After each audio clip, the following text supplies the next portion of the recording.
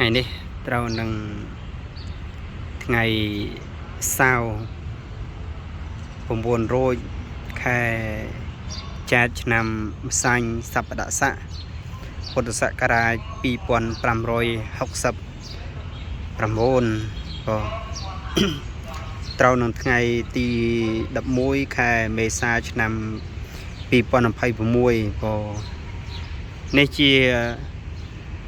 ទិដ្ឋភាពទាំងមូលនៅក្នុងវត្តជពូវ័នវត្តជពូវ័នសង្កាត់ចំចៅទី3ខណ្ឌ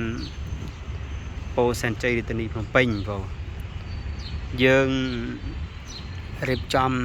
តុងរៀបចំកន្លែងទទួលញាតិញោមពុទ្ធបរិស័ទដែលអញ្ជើញមកបាំងស្គាល់សម្រាប់បុណ្យចូលឆ្នាំខ្មែររយៈពេល3ថ្ងៃហ្នឹងគឺនៅថ្ងៃទី14 15 16ហើយថ្ងៃហ្នឹងក៏ជាថ្ងៃបុណ្យជាតិយើងទាំងអស់គ្នាក៏ឈប់សម្រាក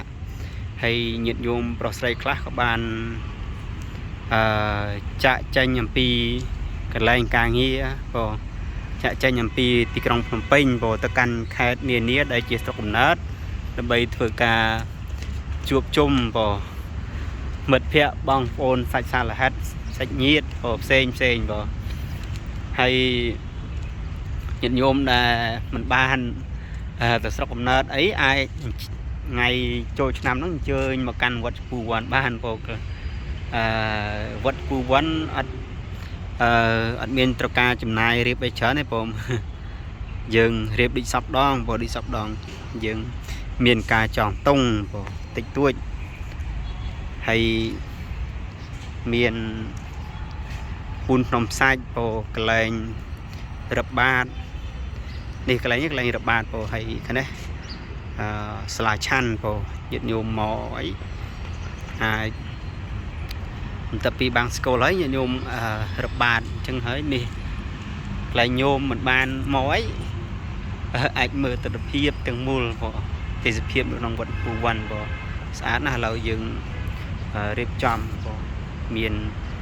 ភាពទាក់ទាញស្អាតហើយបរិស្ថានក៏ស្អាតពេកជុំវិញហ្នឹងនេះវិហារហ្នឹងជុះចូលថ្មីឥ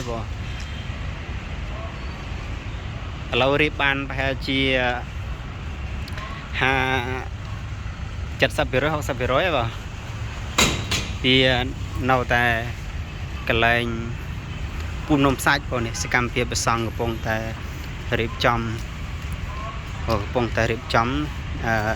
ចាក់ក្បាច់វាឆ្នាំនេះប្រសង់នៅតិចទេញោមអត់ច្រើនទេប្រហែលជានៅដូចជាចំនួនជាក់ស្ដែងដែលប្រសង់កងស្នាក់អាស្រ័យនៅនោះ